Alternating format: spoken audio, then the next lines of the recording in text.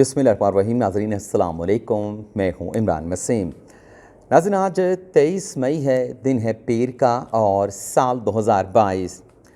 नाज़रीन Islamabad high court में anchor सहाफ़ी अरशद शरीफ के ख़िलाफ़ मुकदमात का इंदराज और उनकी मुमकिना गिरफ़्तारी के ख़िलाफ़ दरख्वास्तों पर आज जो समाअत हुई है, इस अदालती कार्रवाई का मुकम्मल अहवाल आप नाज़रीन के साथ शेयर करेंगे और आपको बताएंगे कि आज की अदालती कार्रवाई में चीफ़ जस्टिस अत्तर मिनल्ला की जानिब से ऐसे रिमार्क्स क्यों दिए गए जिससे बज़ाहिर ऐसा लगता है कि अरशद शरीफ को इस मामले में अल्टीमेटली रिलीफ देने से मुतल्लिक चीफ़ जस्टिस ने अपने हाथ खड़े कर दिए हैं। और फिर हम बात करेंगे जो एंकर सहाफ़ी इमरान रियाज़ ख़ान ने मुकदमात के इंदराज और अपनी मुमकिना गिरफ़्तारी से बचने के लिए लाहौर हाई कोर्ट से रुजू किया है, इस पर भी आप नाज़रीन के साथ गुफ्तगू करेंगे। और जो शीरी मज़ारी के बेटी ईमान मज़ारी के ख़िलाफ़ मुकदमे का इंदराज हुआ है और उनकी मुमकिना गिरफ़्तारी का ख़दशा पैदा हुआ है, इस मौजू पर भी आप नाज़रीन के साथ जो तफसीलात हैं वो शेयर करेंगे। लेकिन नाज़रीन आज की ख़बरों की डिटेल में जाने से पहले एक जो क्रक्स है इन तमाम मुकदमात का, वो आप नाज़रीन के साथ हम वीडियो के आगाज़ में शेयर कर लेते हैं। नाज़रीन ये जो दरख्वास्तें इस्लामाबाद हाई कोर्ट में रिलीफ़ लेने के लिए जो भी मुकदमात दर्ज किए गए हैं, चाहे वो साबिर शाकिर के ख़िलाफ़ हैं, अरशद शरीफ के ख़िलाफ़ हैं, समी इब्राहिम के ख़िलाफ़ हैं या ईमान मज़ारी के ख़िलाफ़ जो मुकदमा दर्ज करने की बात की जा रही है, इन तमाम केसेस में अगर इन लोगों को रिलीफ़ मिल सकता है तो वो हाई कोर्ट से नहीं बल्कि इन्हें तमाम लोगों को अल्टीमेटली फ़ाइनल रिलीफ़ हासिल करने के लिए सुप्रीम कोर्ट से रुजू करना पड़ेगा। सुप्रीम कोर्ट से रुजू करने की मजबूरी क्या है, इस पर भी आप नाज़रीन के साथ आगे चल के जो डिटेल हैं वो शेयर करेंगे। लेकिन सबसे पहले आज जब इस्लामाबाद हाई कोर्ट में अरशद शरीफ के ख़िलाफ़ दर्ज किए गए मुकदमे और उनकी मुमकिना गिरफ़्तारी से मुतल्लिक मुकदमे की समाअत हुई तो 9:15 बजे अदालती कार्रवाई का आगाज़ हुआ। तो अरशद शरीफ कमरा अदालत में मौजूद नहीं थे और उनके जो को पटिशनर हैं हसन अयूब, उनकी जानिब से चीफ जस्टिस से कहा गया कि अरशद शरीफ रास्ते में हैं तो कुछ देर के बाद इस केस को टेकअप कर लिया जाए। तो 10:15 बजे दोबारा अदालती कार्रवाई का आगाज़ हुआ तो तब भी अरशद शरीफ कमरा अदालत में मौजूद नहीं थे, लेकिन उनके वकील फैसल चौधरी और अली बुखारी जो है वो अदालत में हाज़िर हो चुके थे। अदालती कार्रवाई का आगाज़ हुआ तो फैसल चौधरी ने कहा कि अरशद शरीफ के ख़िलाफ़ मज़ीद FIR जो है वो दर्ज कर ली गई हैं और ज़्यादातर फैसल चौधरी ने कहा कि जो FIR दर्ज की जा रही हैं वो सूबा सिंध में दायर की जा रही हैं, दर्ज की जा रही हैं। जिस पर चीफ जस्टिस अत्तर मिनल्ला ने फैसल चौधरी से कहा कि साफ़ियों के साथ ये जो कुछ भी हो रहा है ये कोई नया नहीं बल्कि पिछले 3.5 सालों में भी यही कुछ होता रहा। तो ज़ाहिर सी बात है कि यह इशारा चीफ जस्टिस का जो साबिक़ हुक्मरान थे, इमरान ख़ान की हुकूमत थी, उनके दौर में जो साफ़ियों के ख़िलाफ़ मुकदमात का इंदराज हुआ और फिर अल्टीमेटली उन तमाम मुकदमात में इस्लामाबाद हाई कोर्ट ने साफ़ियों को रिलीफ़ फ़राहम किया, उस जानिब जो है वो इशारा किया गया। जिस पर फैसल चौधरी ने कहा कि जो 3 साल गुजरे हैं वो तो अब वापस नहीं आ सकते, लेकिन जो सफ़रर थे, ये कहा गया अपना फैसल चौधरी की जानिब से, वो अब हुकूमत में आ चुके हैं, लेकिन जो सफ़रर थे जो पहले ये तमाम सोबतें बर्दाश्त करते रहे, वो उन्होंने भी इस मामले से कुछ नहीं सीखा। तो चीफ जस्टिस अत्तर मिनल्ला ने ये रिमार्क्स दिए कि जो सफ़रर थे वो तो हुकूमत में आ गए हैं, लेकिन इदारे अगर आइन के तहत अपना किरदार अदा करेंगे, आइन के तहत अपनी ज़िम्मेदारियाँ सर अंजाम देंगे तो ये जो इस किस्म के ग्रीवांसेस हैं ये सामने नहीं आएंगे। और फिर चीफ जस्टिस ने पॉइंट आउट किया कि अदालत का जो अख्तियार है, जिससे मुतल्लिक मैंने अपने वीडियो के आगाज़ में कहा कि अल्टीमेटली ये मामला जो है वो सुप्रीम कोर्ट के सामने आता हुआ नज़र आ रहा है। तो चीफ जस्टिस अत्तर मिनल्ला ने कहा कि इस अदालत का अपना एक अख्तियार है, हम अरशद शरीफ को हिफाजती ज़मानत तो दे सकते हैं, लेकिन इससे बढ़ के ये अदालत जो है इस तरह के मुकदमात में क्या रिलीफ दे सकती है, आप सजेस्ट करें। तो इसके बाद फैसल चौधरी ने कहा कि आप अंदाज़ा कर लें, वैसे फैसल चौधरी ने, ये मैं ख़ुद भी आपसे कहूँगा कि आज जो जिन सहाफ़ियों को इस तरह के मुकदमात का सामना है, माजी में जब वो एक मीडिया से मुतल्लिक अथॉरिटी बनाई जा रही थी, पीका कानून में तरमीम लाई जा रही थी, तो हम यही मौक़िफ़ पेश कर रहे थे कि ये ऐसे कवानीन हैं जिससे जो आज़ादी राय है उस पर कदगन जो है वो लगेगी। लेकिन उस वक्त बहुत सारे दोस्त हमें क्रिटिसाइज़ करते थे कि हम हुकूमत के ख़िलाफ़ बात कर रहे हैं, फ़ेक न्यूज़ का ख़ात्मा करना है तो ये कानून साज़ी ज़रूरी है। तो अगर आप अंदाज़ा करें कि अगर ये कानून साज़ी हो चुकी होती तो आज जो जिन सहाफ़ियों को इस तरह के मुकदमात का सामना करना पड़ रहा है वो किस हाल में होते और उनके ख़िलाफ़ इन कवानीन के तहत किस किस्म की कार्रवाइयाँ हो रही होती। तो फैसल चौधरी ने चीफ जस्टिस के इस्तफ़सार पर कहा कि हर आइनी अदालत के बड़े वसी अख्तियारात होते हैं और फिर चीफ जस्टिस ने पूछा अचानक से कमरे अदालत में कि असद मलिक साहब कहाँ हैं। डॉन न्यूज़ के वो रिपोर्टर हैं और चीफ जस्टिस ने कहा कि उन्होंने सोशल मीडिया पे एक पोस्ट आई है, उस पोस्ट से मुतल्लिक नोटिस लेने की खबर जो है वो असद मलिक ने अपने अखबार में छापी है।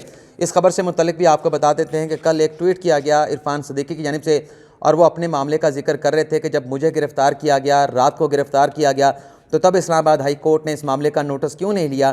तो चीफ जस्टिस ये कह रहे थे कि ये जो अदालत है ये आइन और कानून के तहत चलती है, जो भी अदालत है वो आइन और कानून के तहत चलती है। सोशल मीडिया पे तो इस अदालत ने कोई नोटिस नहीं लिया। हाँ, अगर कोई दरख्वास्त गुजार हमारे पास दरख्वास्त लेके आया है तो उस दरख्वास्त के ऊपर हमने सुनवाई भी की है और जो दरख्वास्त लेके आया उससे इस अदालत से रिलीफ भी मिला है। और चीफ साहब ने कहा कि आज ये जो सैकड़ों मुकदमात का इंदराज हो रहा है, इससे पहले भी ये मुकदमा दर्ज होते रहे। तो फैसल चौधरी ने कहा कि पैटर्न एक ही है, ये जो FIR का इंदराज किया जा रहा है सहाफ़ियों के ख़िलाफ़, इसका तरीक़ाकार एक ही है।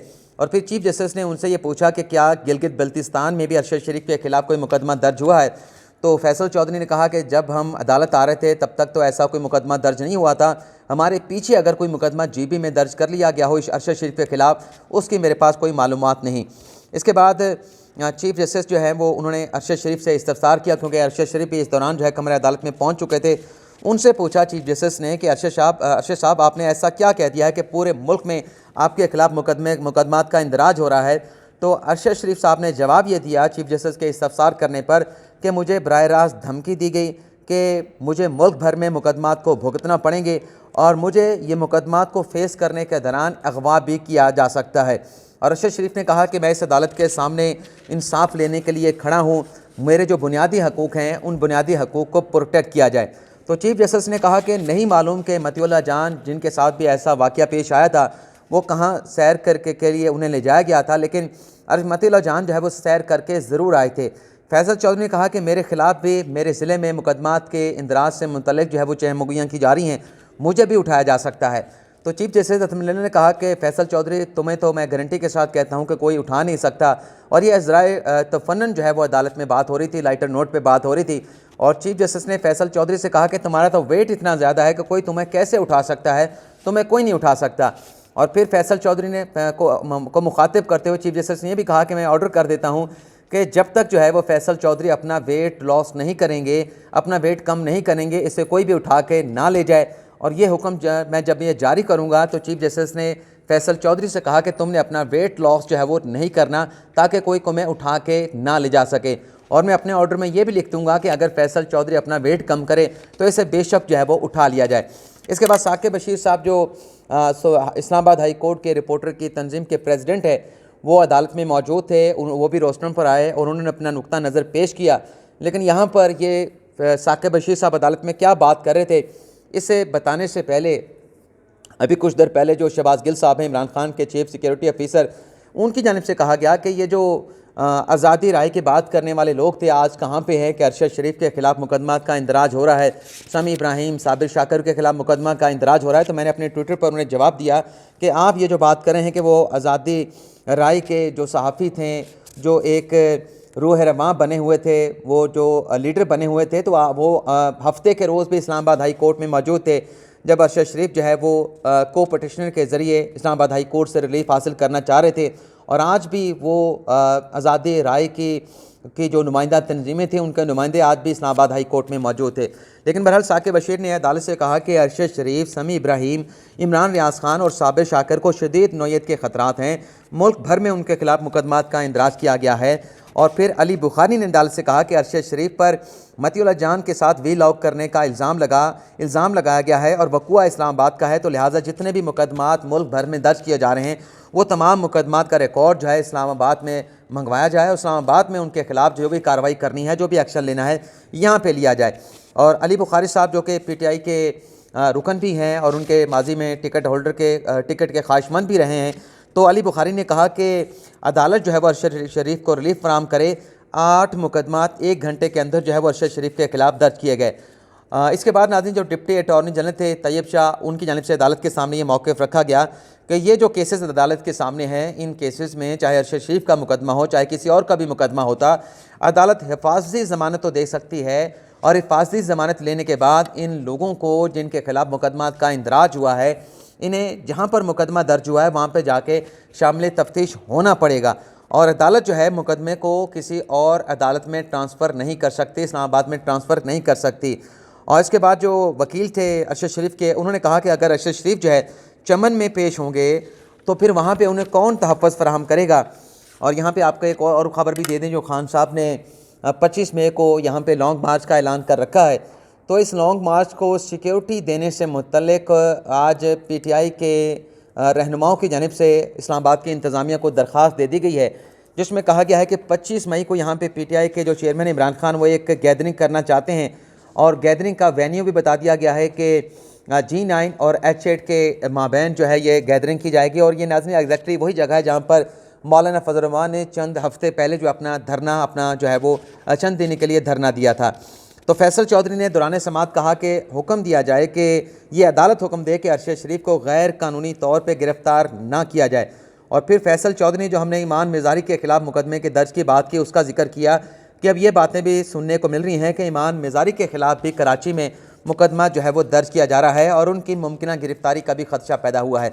अब ये जो ईमान मिज़ारी साहबा हैं, ये बड़े काज के लिए हमेशा खड़ी होती हैं, बड़ी दलेर नडर ख़ातून वकील हैं, लेकिन अपनी वालदा की गिरफ़्तारी से मुतल्लिक़ जो उनकी वीडियो सामने आई थी, जिसमें कौमी सलामती के इदारे के सरबराह का नाम ले कर उन्होंने कुछ ऐसी मुतनाज़ा बातें की, बड़ी सख्त बातें की।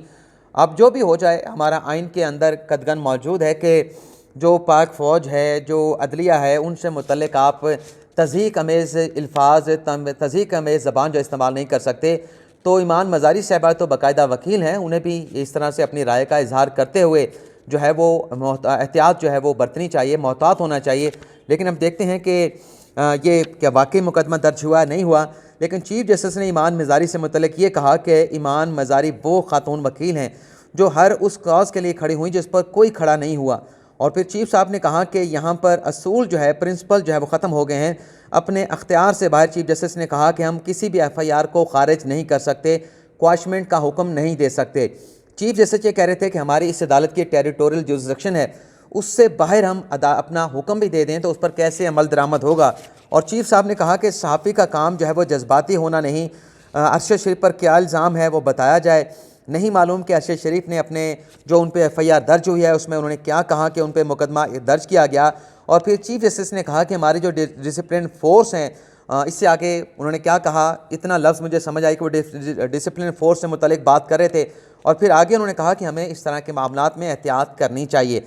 और फिर चीफ जस्टिस ने कहा कि हमें सजेस्ट करें कि हमें इस सूरत हाल में क्या करें, अदालत क्या ऑर्डर कर सकती है। अगर 107 अज़ला हैं पाकिस्तान के, 107 अज़ला में अगर अरशद शरीफ के ख़िलाफ़ मुकदमे का इंदराज किया जाए तो अदालत अरशद शरीफ को 107 हफ्तों की प्रोटेक्टिव बेल तो नहीं दे सकती। और फिर साकिब बशीर ने कहा कि ये बिल्कुल आपकी बात दुरुस्त है कि 107 अज़ला में अगर मुकदमात का इंदराज होता है तो अरशद शरीफ के लिए भी इन तमाम मामलात को मैनेज करना मुश्किल हो जाएगा। और फिर चीफ जस्टिस ने कहा कि अरशद शरीफ ने जो भी कहा वो हमारे सामने नहीं है, लेकिन जो साफ़ियों की नुमाइंदा तंजीमें हैं वो अरशद शरीफ के बयान का बेहतर अंदाज से जायज़ा ले सकती हैं कि क्या उसमें कुछ ऐसा है जिस पर जो है वो कानूनन चाराजोई हो सकती है, कोई एक्शन लिया जा सकता है। और फिर चीफ जस्टिस ने यह भी कहा कि पाक फ़ौज की जवानों की कुर्बानियाँ हैं, इस मुल्क के लिए पाक फ़ौज के जवानों ने कुर्बानियाँ दी हैं, तो जब कोई बात एहतियात से हट के की जाती है तो उससे लाजमन जो है उस इदारे के ऊपर फ़र्क पड़ता है। तो सहाफ़ी का काम जो है वो जज्बाती होना नहीं, और सहाफ़ी अगर जज्बाती होगा तो इस तरह के मामलात पर असर पड़ेगा।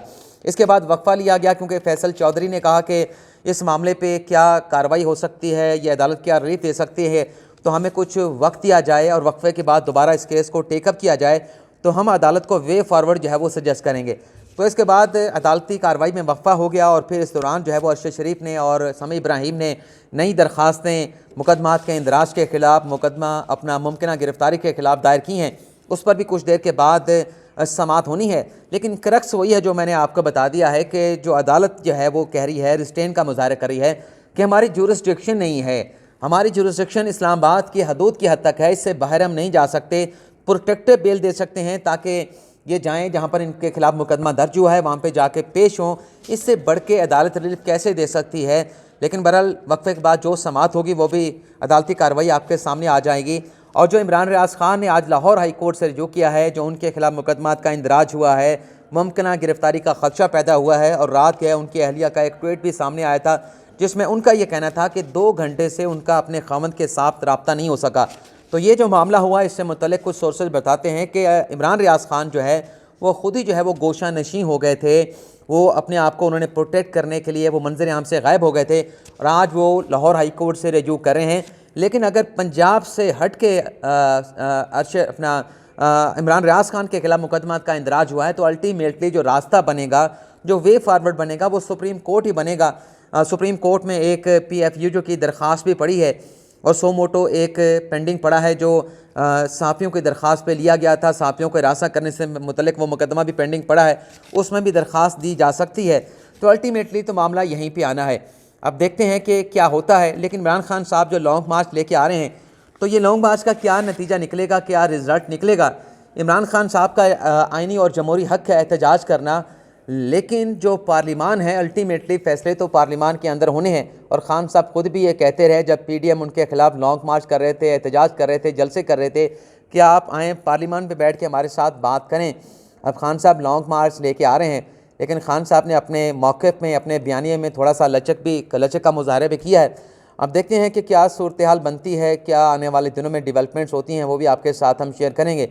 लेकिन आज के प्रोग्राम के लिए इतना ही। आपसे इजाज़त चाहेंगे। अल्लाह ताला आपका हामी और नासिर हो। दुआओं में याद रखिएगा। अल्लाह हाफ़िज़।